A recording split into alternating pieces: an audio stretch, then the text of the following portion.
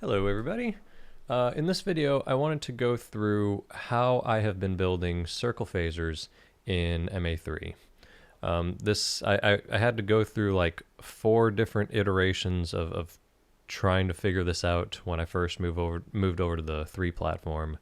And this is currently on version 2.3 of the software. I hear version 2.4 might be reworking a lot of what phasers do. I don't know any details. And I don't know when that's coming. So I figured I would go ahead and make this because it's been on my list of things that I think people might find useful. Now on MA2, the way you would accomplish, sorry, I should back up for a second. I build all of my circle phasers, circle effects with presets. Top, bottom, left and right. And then from the left and right, I also build an in and an out preset. So you can see these are all in use right now. On MA2, you would accomplish this by having a sine form on either your pan or your tilt and a cosine form on the opposite attribute. On MA3, this is less possible, by which I mean there's no like simple way to do a cosine waveform, and I've submitted a request about being able to apply a phase offset attribute so that you can just permanently have one attribute, let's say 90 degrees offset from another attribute. I don't know when or if that will be implemented. So here is the workaround that I have come up with. It is kind of a pain in the dick. I will be including the macro that I used for this for people to use. It is made a little bit more generic than I have it in my own show file, and I'll explain what steps I streamline in my own show file.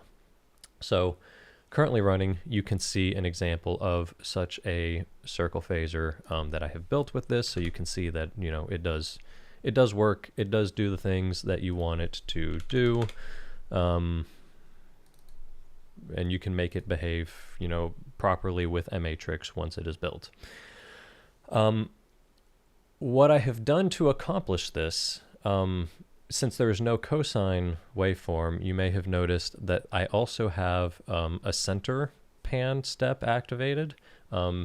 This makes me minorly, viscerally angry to have to do, but it does work. So we're focusing on solutions here. So I don't know why I cleared that out. So in the phaser window here, what is going on is I have a 2-step tilt phaser with a high and a low value, and a 3-step pan phaser happening at the same time.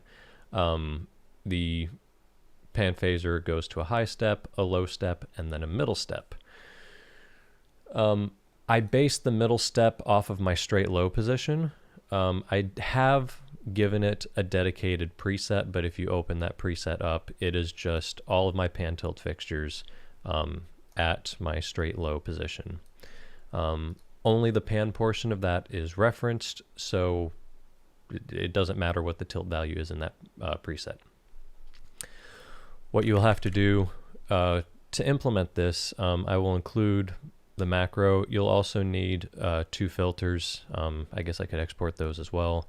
But one is just called pan. It only includes pan. The other is called tilt.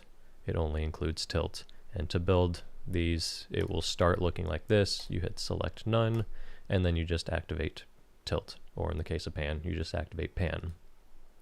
It is important that both of those filters exist because the macro requires it at some point selects filter pan, and then it selects filter tilt.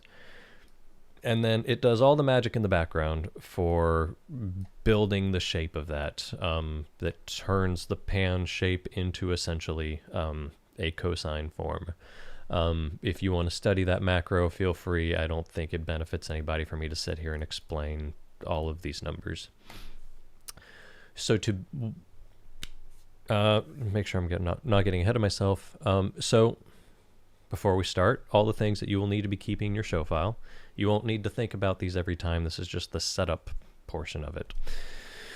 Having the macro, having the 2 filters, and you want your high, low, and center for where your pan is going to go, and if it's symmetrical, that will be an out and an in position. If it's asymmetrical, it'll be a left and a right position. And then you want your high-low for your tilt. I know a lot of people just do their straight high and their straight low positions. I do keep a dedicated effects high and effects low. I don't remember why. I think it's just so that all my effects specific stuff lives in one portion of my pool, even if it is a duplicate of other information. So once all of that is set, click the macro and basically just follow the prompts that are coming into the command line. So you want your low pan position. So I'm going to go symmetrical with this one. So I'm going to start with out, then in, then it's asking for pan mid, center, then tilt high, which is my effects up, and tilt low, which is my effects down. When it first builds this, is it because I didn't grab any fixtures? Yeah, that would be it. Well, all right, well, now that I actually selected my fixtures, when it first builds it, you may notice that it will look wrong. That's because it was editing pan and then editing tilt separately. So after you build it, store it into a pool item, and even as soon as you store it, you will see the phase will get corrected. And that is how we end up with our circle phaser. And then from there, you can go in and apply your MA3, and it will all work as expected. Generally, I only build this really like once per show file. Once I have built the initial circle phaser, I just keep that in my position pool. So really, once you've built this, you could even skip the macro and just integrate new high and low steps for pan. Just when you're doing it, you would need to make sure to turn off tilt so that you're not also taking the tilt values from those presets. Again, very clearly not ideal, but it does do a job. So, there you go. That's how I've been doing it. I'll post this up with the macros that I've been using, and you can use those. And maybe 2.4 will give us less irritating needs for solutions on things like this. Happy programming, everybody.